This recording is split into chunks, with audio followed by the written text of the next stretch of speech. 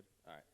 Well, we're only a few days, obviously, removed or ahead of your fight here at Madison Square Garden. So, what are the emotions now that the weight cut part, it's just the weight cut immediate, and the hard part of fight camp is behind you?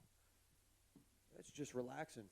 I'm just enjoying the moment. And it's a massive card, the biggest one I've ever been on, and I think it's special because my first fight in the UFC, Adesanya was the main event, and now he's the main event again, and I'm just excited to be a part of it. How important was it to be on this card specifically, given that it's in Madison Square Garden? It's home field advantage. I'm right outside the city, and I've been wanting my family to come and enjoy the process with me, and now they can. Did you ever go to any other past MSG fights here? No, this is the first one.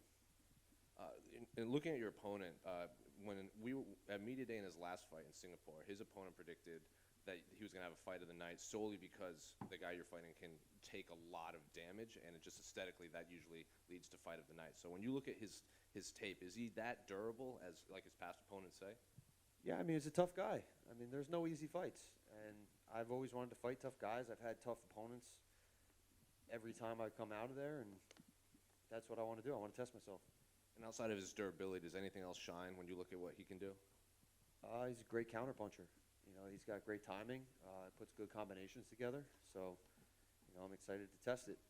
And a couple unrelated to your fight. I've been asking all the guys at media day this. This might be Frankie Edgar's last fight in MMA. So, were you a fan of his coming up? Do you have any memories of watching Frankie or being around Frankie? Yeah, man, he's another Jersey boy. I'm excited to fight alongside him and just be a part of his final moments. Do you have any thoughts on the main event between Izzy and Alex? There's so much animosity going into that, but you know, MMA is totally different than kickboxing, and you know, obviously both fighters have improved since they last fought. It's been a long time since they met each other in the ring, and I mean, I think Izzy pulls it out just because he's got a lot more experience in the octagon and in MMA. But again, obviously this sport is so unpredictable, you never know.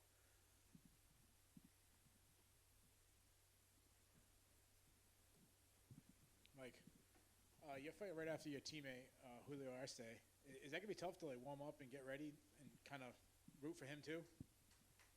No, it won't be tough. I got extra coaches coming that they can warm me up in the back and get me ready. You know, we're both ready, man. I don't need to watch it. I know he's going to do well. Obviously, you come from the Ultimate Fighter and as winner. Feel any other connections to other winners? Like, for example, Carlos on this card. Does that like make you root for her a little bit more or anything like that?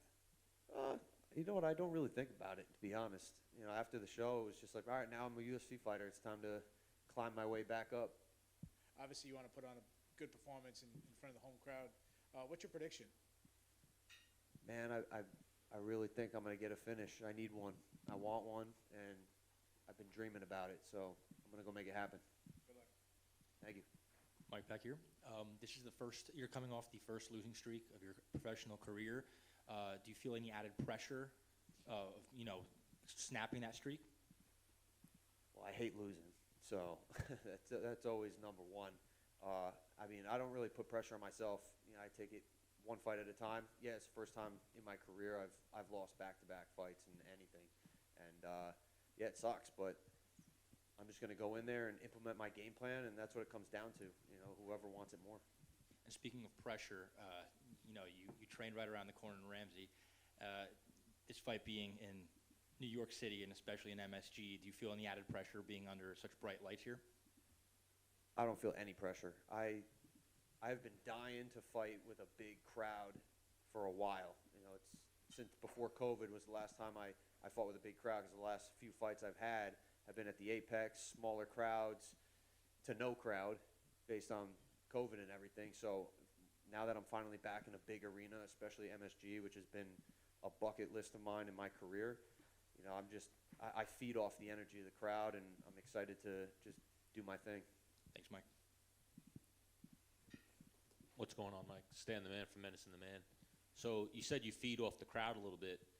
Did that like affect your performance heavily? The fact that there was no crowd in the last fights? Like, would you say that was the reason why you had those performances? No, not at all. When I was on the show, there was 0 people there, you know, besides like my team. So it really comes down to just me implementing my game plan, and over my opponent implementing his. That's what it comes down to. I mean, everybody's good, so I just got to go out there and do what I've been preparing for. So I know you said no pressure, but comfort. I know a lot of fighters have a different take on it, fighting close to home or fighting on the road. What's your take on it? Do you prefer fighting close to home, like sleeping in your own bed, or do you need the work trip, like you have your bags and you're in the hotel? I mean, I definitely like separating myself from everybody in the usual routine, just to get my mind right for the fight. But I definitely prefer to be at home and not having to get on a plane and do all that extra travel. So it's Are a you little bit separating easier. yourself here? Like, are you staying at home or are you staying at the hotel? No, I'm staying at the hotel, man. I'm just chilling and getting my mind right. Thank you.